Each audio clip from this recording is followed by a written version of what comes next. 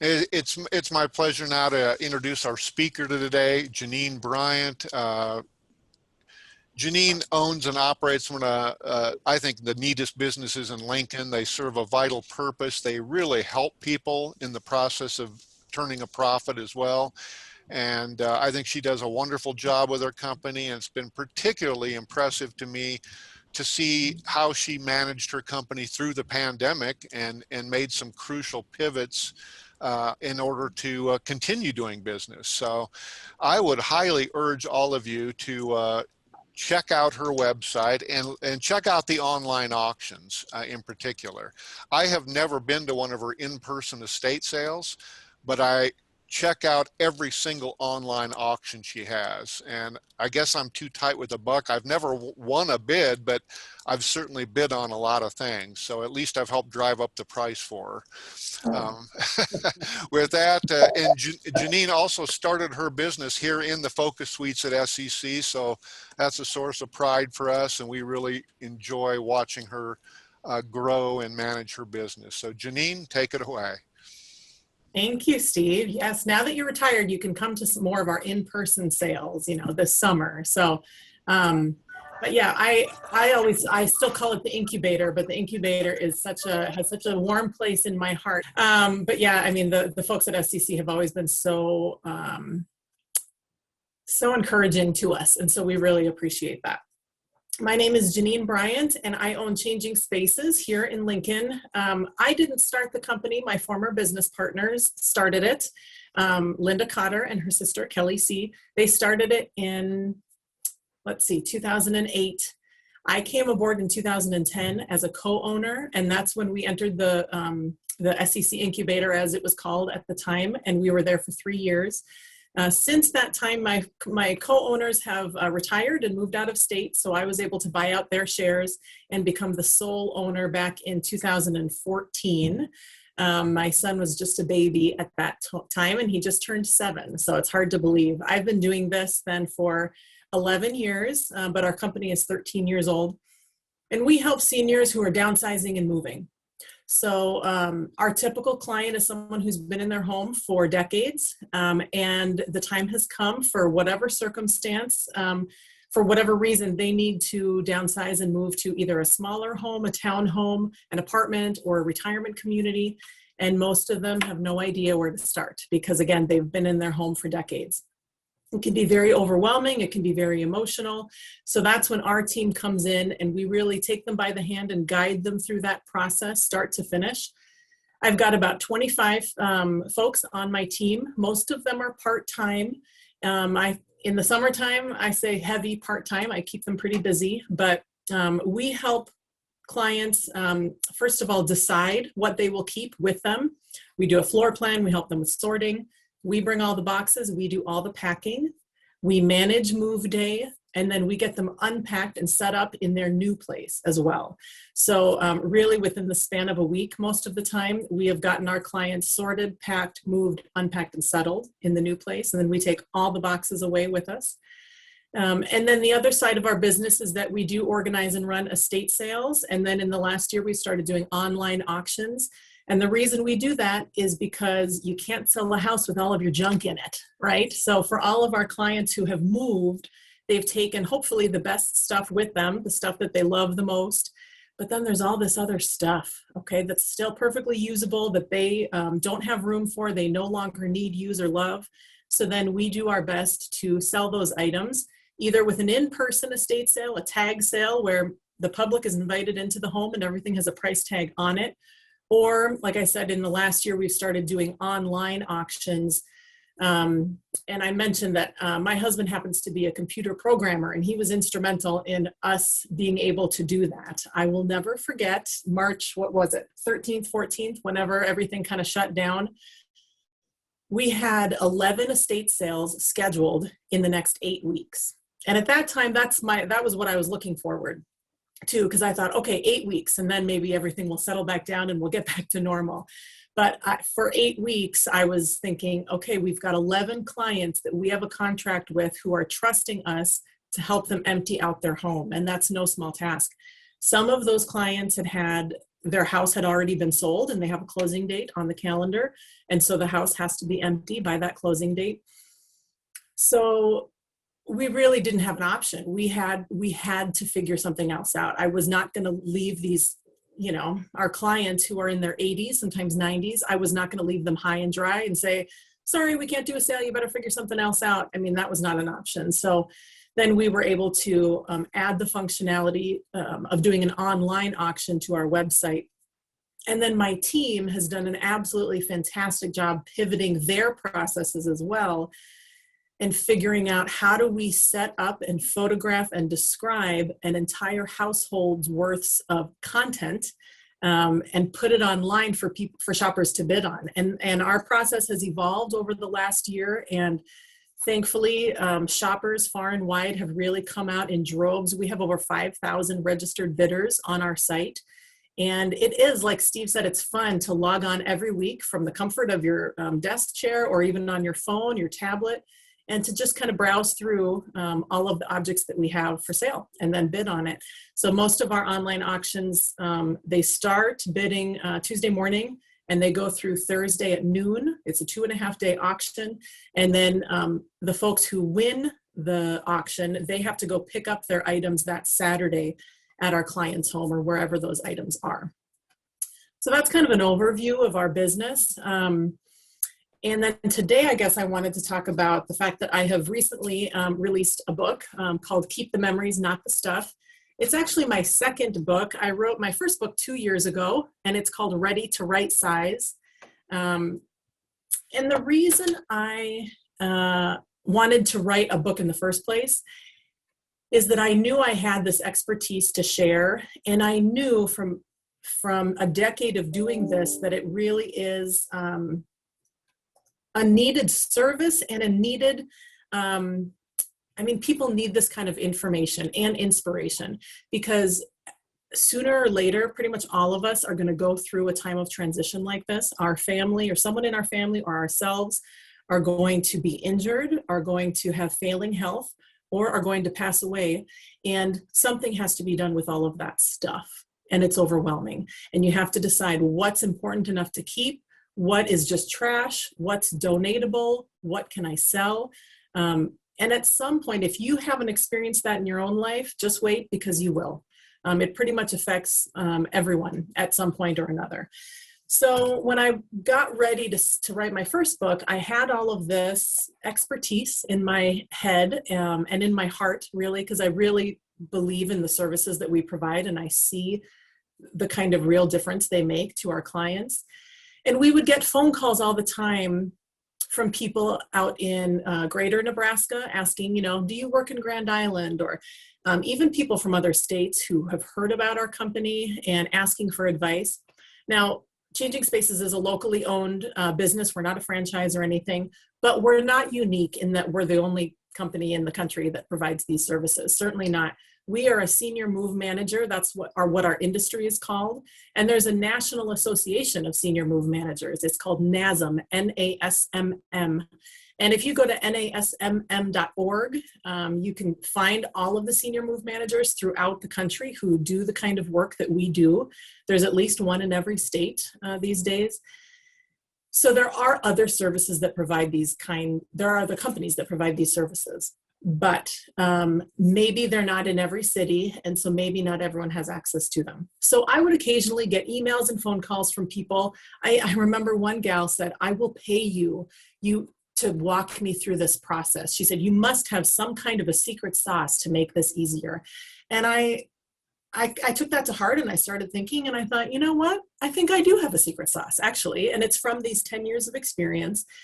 And I thought, if I could just put all of this stuff in my head, these tips, the advice, the perspective on life and on our stuff into book form and make it available to anyone and everyone across the country or across the world, I really think it could help people. And so that's what prompted me to write the first book. And then not long after I wrote the first book, it became apparent to me that there was room for another book, and that's why I wrote my second book. My first book is really geared towards seniors who are in the process or who are approaching the process of downsizing. My second book, Keep the Memories, Not the Stuff, is all about keepsake clutter or memory clutter. And that is something that someone at any age struggles with and can relate to. Now, in my book, I talk mostly about, I approach it mostly from the area of losing a loved one, someone dying, and then having to empty out their house or their townhome or their apartment or wherever it is they lived. I start the book, I start the book with this sentence: the brutal reality is that people die and their stuff must go somewhere, right? That is where we begin the book, because it's something that, again, if you haven't experienced in your own life, just wait, because you will. At some point, you will probably be faced with having to empty out a loved one's home of all of their possessions.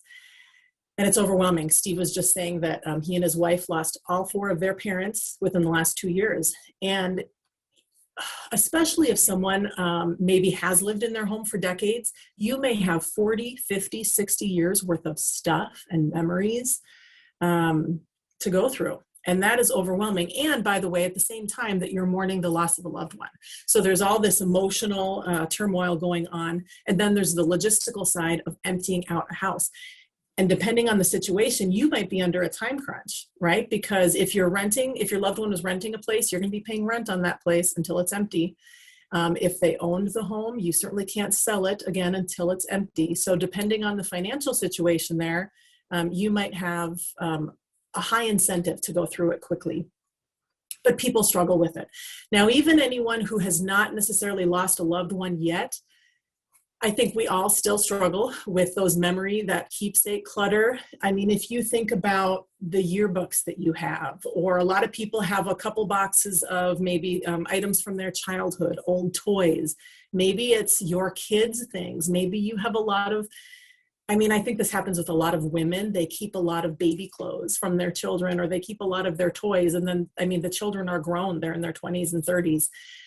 But they're yearning for that time, right? And so they tend to keep these things, because it all comes back to, we think our memories are wrapped up in the stuff. And my whole thesis of this book challenges that, is that is not true. Our memories and our stuff are not linked. We place too much emphasis on the stuff itself. And then I also try to give a perspective, a larger life perspective. That's one of the biggest gifts that I have gotten working with seniors for the last decade, is that right there in my face every single week is the reality of the circle of life, right? And that none of us are here for a very long time, and that we're all going to die someday. The majority of the people that I work with are in their last chapters of their life. And they know that, and I know that, and it's not a secret. It's something that we can talk about, and I think it's something that it's healthy to talk about, because in our society, it doesn't happen a lot. But I try to bring into my book a larger perspective on life, because just like Steve was saying, he's wondering, okay, all of my parents' stuff, should I keep it? Are my kids going to care about it? Okay, are your kids going to care about it? That's one question. But are your grandchildren going to care about it? Maybe not. I think about, in my family, all 4 of my grandparents passed away when I was a child. And so my kids, I have a 10-year-old daughter and a 7-year-old son. Their great-grandparents died decades before they were born. So they don't know anything about their great-grandparents, except for what I choose to tell them, and the stories that I'm able to tell them. And yes, some of the objects that we have that belong to my great-grandparents, but I talk about in the book how to incorporate those objects into your life, so that the conversation comes up naturally, and you're able to weave it into your everyday life, the fabric of your life, and to give maybe your kids or your grandkids a real firm foundation on where they come from. But also another perspective, in that, your great-grandchildren, I hope they remember your name. I really do. But I would challenge everyone listening to get out a piece of paper and, first of all, write all 4 of your grandparents' names. I bet most of us can do that. But then try to write all 8 of your great-grandparents' names. And I would bet a whole lot of money that most people cannot do that. I can name maybe 4 of my great-grandparents' names off the top of my head. The other great-grandparents, I'd have to go back and check our family records and our family tree. I've got it written down somewhere, but it's not at the forefront of my mind. So our memories and our keepsakes last for a while, but they don't last in perpetuity, right? And that's okay, you know? And so all of this, you can tell I could just go on and on about this, but all of this is part of the discussion that I write about in my book, Keep the Memories, Not the Stuff. I thought I would talk a little bit about my process of writing the book and how that all went. I'll keep it real short, but I thought that might be interesting for people to hear about. Because the book is a book of nonfiction, and I really view it as sort of professional type advice, even though I do give personal examples and personal stories from my own life, this is not like, I'm not mining the depths of my soul to write this. You know, this is mostly my professional advice that I have developed over the last 10 years. So because of that, I approached it in a really methodical way. And the way I did that is I first composed an outline. I broke the book down into 3 sections, and then each section has 3 chapters underneath. I then compiled all of my notes and my thoughts and any quotes I wanted to include. I sort of organized all of those notes according to the outline. And then I forced myself to sit down at the computer and spend about 90 minutes at a time writing each chapter, sort of forming those notes into a narrative. And at the end of that, after I spent 90 minutes on all 9 of those chapters, then I had my first rough draft. Then comes time for editing, rewriting, reorganization, and that just goes on forever. It's very grueling, and it just never ends. That's the most difficult part for me anyway. Then after I felt like I had a decent draft, then I hired an editor. And Linda Stephen, she is actually on the call with Unfolding Communications. I was going to say that I met her through the SEC copies, but that's not actually true. I mean, I met her beforehand. She did some work with the Nebraska State Stroke Association, but I really got to know her through these SEC copies. And after she gave a presentation once, we actually went out for coffee because I thought, oh, this lady knows what she's talking about. So I hired her to do my editing. And then as far as publishing the actual book, I used Amazon KDP. It stands for Kindle Direct Publishing. So anyone can set up an account. My message with this is that the barrier to entry is very low. I mean, you can, and not to, you know, my book is awesome, but really you could publish a book of your grocery list if you want to, okay, through Amazon KDP. It doesn't cost, I'm trying to remember if it costs anything. It might not cost anything. And if it does cost something, it's very nominal. So Amazon, you can sign up for an Amazon KDP account, and then they have software right on their website that you can download, and it walks you through how to format your book, both for an ebook version and for a printed book version. And then Amazon actually prints those, and then you upload a cover. Ashley Erks is my operations and marketing gal here at Changing Spaces, and she did a beautiful job designing the cover, both covers actually of my book. And you upload that, and then Amazon actually prints and ships every copy that's ordered, and they print it on demand. So what I liked about that is that I didn't have to like purchase 2,000 copies from an independent publisher and keep them in my garage until they all sold. No, I have 0 copies. I mean, I do actually have some copies of the book, but whenever someone orders it from Amazon, they print it on demand and then ship it. They do allow me to order author copies at a much lower price, so then I can sell them individually.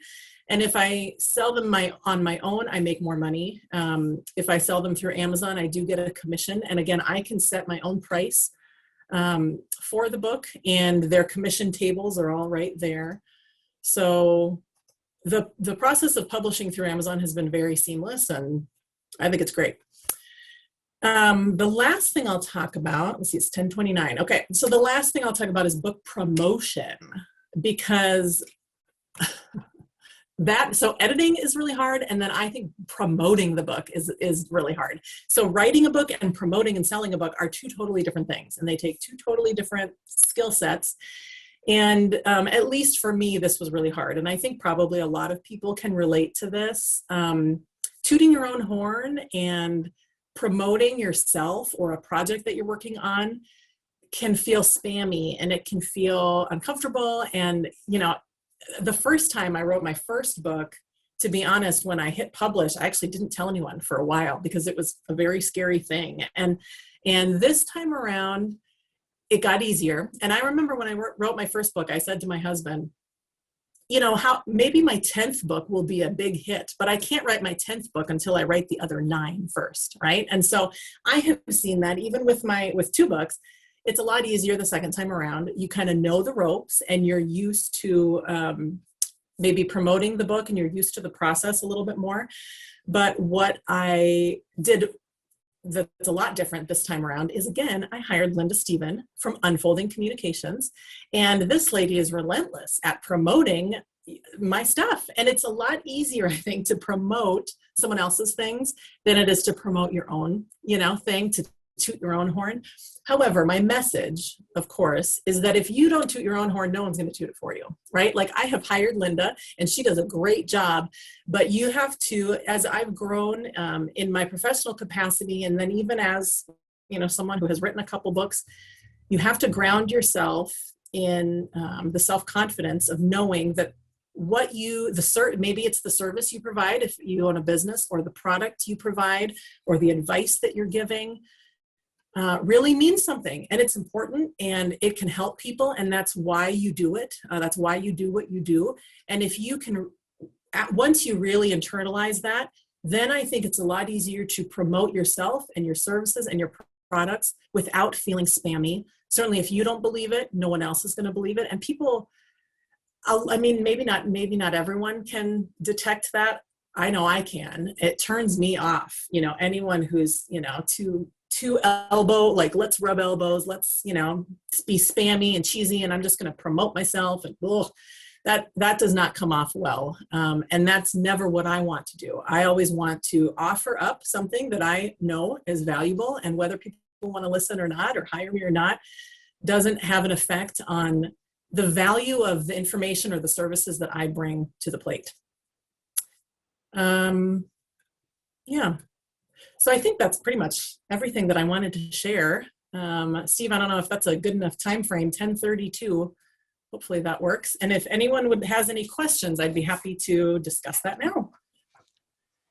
Yes, perfect time for questions. Thank you, Jeannine. That was terrific as always. And, you know, her books are full of great advice, and she's right. If you haven't experienced the loss of someone and then cleaning a house out, you will. So, Jeannine, where can we get your book if we want a copy?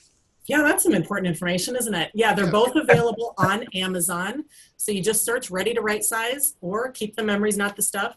I also have copies of each here at my office. So if you give us a call at our office, 402-483-0555, you can order them directly from us. There's a link to purchase on our website, changingspacessrs.com. I also created a companion website when I wrote these books called easyrightsizing.com. And the reason I did that is because I hope that people, not just in Lincoln, Nebraska, buy the book, but I hope across the country buy the book. And I didn't want to confuse them if they went to my Changing Spaces website to think that a family from Florida could hire us. So I developed this easyrightsizing.com, and that's a great website with lots of tips and advice. There's videos, blog articles. And I have to tell you also, I had an identity crisis moment when I decided to write the first book, because I'm sort of showing my true colors. My message is get rid of your stuff. But of course, at Changing Spaces, when you run estate sales and online auctions, you also want people to buy stuff. So there's 2 messages here, okay? And so my get rid of it, declutter message is more heavily imbued in the Easy Right Sizing site than it is on the Changing Spaces site. Okay, great questions for Jeannine. Being one of those dyslexic 81-year-olds, 18-year-olds, and I don't know if you remember when at one of the very first Chamber B2Bs, your booth and my booth, we were right next to each other. You were just starting out. But anyway, one of the challenges I'm seeing, I have great-grandchildren. I have 2 and 2.5, but I'm going to be blessed hopefully long enough to enjoy them. But our grandchildren are somewhat caring about it. There's a generation out there that are minimalists.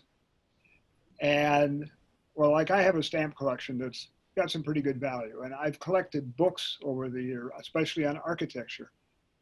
How do you, and it's probably in the books, but how do you create the value around that and being able to pass that on? I've buried parents and grandparents and one son, and to be able to take that stuff. One of the things I've learned out of this, me to take time, but one of the things I've learned is that we're going to go around, and anything that has any ancestry value to it, we're taking pictures of it, cataloging that, and hopefully the kids or the grandkids might say, well, I want that, or I want this. I have a chest in my living room that my great-great-grandfather brought from after homesteading in Vermont to Beloit, Wisconsin, that I have, that came in a covered wagon, and it sits in our living room. Now, I got some grandkids that probably doesn't give a toot about that. You know, it's just a dresser. But I've got some paperwork on it. Anyway, long question, but how do you take a lot of these true, that we think as older people have great value, and allow that to be able to stay in the heritage of the family and pass it on? Yeah, John, I love that. Even if they don't care about it now, I would say that there's a very good chance they will care about it someday. I think when people get older, you know, maybe when they hit 40, I think I'm an anomaly, and not everyone will care about it, but No. You'll have people in your family who get really keyed into that history and really want to, it'll really mean something to them. But John, I think that what you have started doing, cataloging, taking pictures and writing down the information is a fabulous way to start doing that, because it actually identifies the piece and then it says why it's important and why it's valuable. I would challenge you, you're such a great communicator, to take your smartphone or have someone take a smartphone and make a video of you talking. It does not have to be polished or whatever. Make a video of you talking about each one of those items. Great idea. And that will make those items even more precious. And the video itself will become a precious keepsake. And John, it's not necessarily for your kids. It might not even be for your grandkids. It might not even be for your great grandkids. But if you think 75 years from now, when someone is able to watch that video, that's amazing, right? And you will take on this patriarchal, you know, place in your family. And I love that. So because you're such a great communicator and a storyteller, now's the time to do that. I mean, that's amazing. Thanks. I'm going to get a couple of your books. Great, thanks. Well, I want to give it for my kids, because they're already, I got a daughter that'll be 60 in September. Nice. Well, and you know, I should say that my message is not get rid of all the stuff. My message is keep the most important stuff and let go of all the rest, you know? So that trunk that came over, you said they started in Vermont. So your family's been in the United States for a long time. They homesteaded prior to the Revolutionary War. Wow, that's crazy. So, I mean, that's the kind of thing that absolutely that should stay in the family. But, you know, maybe all of the books that you have, maybe they don't need to keep all of your books. Maybe they keep the stamp collection, they keep that trunk, you know, they keep, each of your kids maybe keeps 3 boxes of stuff. But what we want to warn against is those situations where people are boxing things up and their basements are filled, their garages are filled, they're filling storage units. That's when that stuff is no longer a blessing, it's a burden on them. Yeah. Got some of that too. Other questions? Kathy had, Yes. got a couple. Janine, because of your conversation with John just then, it reminded me that so often we forget that it's the story and the context behind these things that make them personal to people, and younger children love stories. So my question to you is, when you are working with your clients, is there any part of your process where you deliberately encourage them or prompt them to find a way to share stories somehow, as they're, you know, you can't sit there with them and have a story for every little teaspoon or every little thimble or every little thing.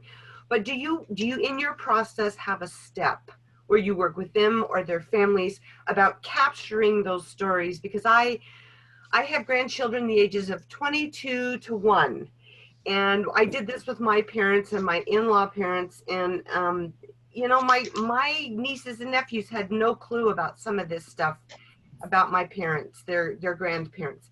And as I shared the stories that I knew with them, all of a sudden, this stuff had meaning. So do you do that in your process deliberately? Mm-hmm. It happens naturally as our team is working with our clients and sorting through a lifetime worth of possessions.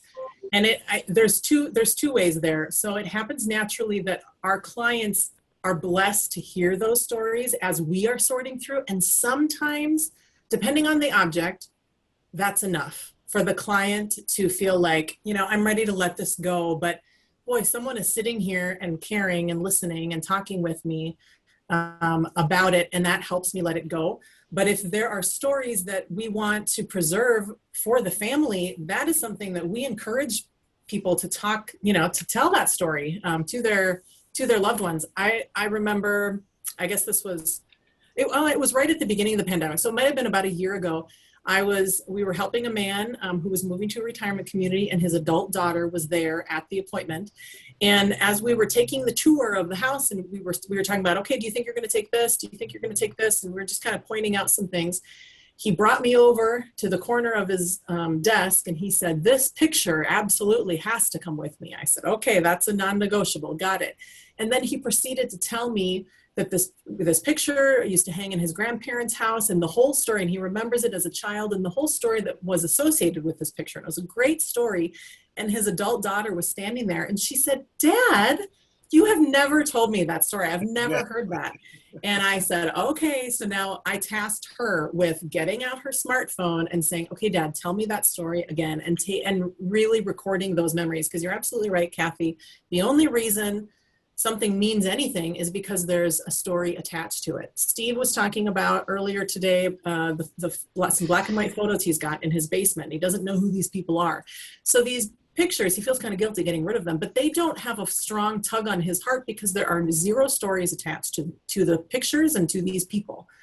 Things only matter if we have a story associated with them. So yeah, we don't have a formal process, but there are certainly some things that I recommend. There's a gal here in town that has a business called Voices in Time, Judy Schutz, if any of you know her. She actually will sit and interview people, and she has professional audio recording and editing equipment, and she will record someone's story and then edit it. I had her do this for my own father, and I think that's a great thing to invest in. But again, since we all have a smartphone, we should all be intentional about doing this. And that's really, I project that message and lesson a lot in my teachings through presentations and things, because although that may not be top of mind when we are getting ready for a move, it does come out naturally, and we want to make sure that those stories are preserved for the family members. Okay. Time for one more question. I had a comment and a question. I guess with respect to writing, there's a technique that I had run into called reverse outlining, which is probably similar to, or it applies to what you're trying to do, like, go from everything I know about X to something which is linearly presented and organized. So you start with your outline, you write your draft, and then you make another outline off of that. So now all of a sudden things that like had, recurring themes, okay, that gets its own thing, or things kind of get rearranged and stuff like that. And then, okay, well now you've got your new outline and you can make a new draft. Feel free to plagiarize from the previous one because it's your own work, so it's not really plagiarizing. And going back and forth, like, maybe several times if needed. It's not quick, but it's very effective, I've found. Yeah, you're so right, Gordon. That is actually what I did. I mean, I didn't realize it until you said that, but yeah, you can't just come up with an outline out of thin air, right? So your outline comes from somewhere. Your outline, you have all this stuff sort of swirling around in your head that you would like to put into a book. And so whether consciously or not, you take all of those notes and that knowledge to kind of break it up into an outline. And then, yeah, I mean, things do get switched, because I know when I was writing mine, maybe one of the chapters I really thought, okay, is there enough here to be a chapter, or should this really go along with this chapter? And so there is a lot of that back and forth. But for me, and I am a linear thinker, and I'm very type A. And so if I can make a list and check it off, that helps me. I just approached it in that very methodical way, and it makes like writing a book. It sounds, a lot of people think, oh, that's such a monumental task. It's not really. You just have to go through the steps, and it really broke it down into a very manageable project for me. Okay.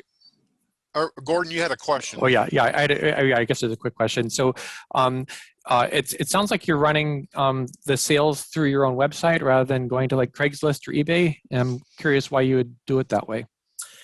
Because we don't have to pay those fees. So my husband found, he's a But you computer have a programmer. smaller audience though too. So Yes, but we don't want to ship. And so my husband's a computer programmer, so we were able to find a plugin, an online auction plugin that we were able to add to our site, and it had a lot of bugs, quite frankly. So he had to do a lot of custom programming and reprogramming to make sure it ran smoothly. We didn't want to get into the shipping side of things, so we didn't want to run through eBay. And because it's run through our own site, we don't have to pay anyone any fees. The only thing we have to pay is Stripe, the credit card fee, and that's it. So there are a lot of other online auction platforms out there like HighBid or statesales.org, or there's a whole bunch of them. And they all take a certain percentage of sales. And if you do a large volume of sales like we do, and like we certainly hope to continue to do, that fee ends up being pretty high. And so when we were calculating all that out, my husband thought, okay, I think it would be worth it for us to go this route. And the only reason it was is because I have a dedicated programmer who I pay a salary of $0 to, and he's able to fix all of those things for me. If you didn't have that, you would probably have to, go through one of these other companies who can do that tech work for you. All right, those were great questions. And Jeannine, thank you for your time today. We really appreciate it. Did you want to give a book away today? Oh, I do, yeah. I'm happy to give a copy of each of my books. And so Steve said, think of a creative way to figure out who we're giving it to. Okay, so the person who has the oldest living relative is going to get a copy of each of these books. So who has a relative who's over 90 that is living? Raise your hand. No one, okay. Oh, wow.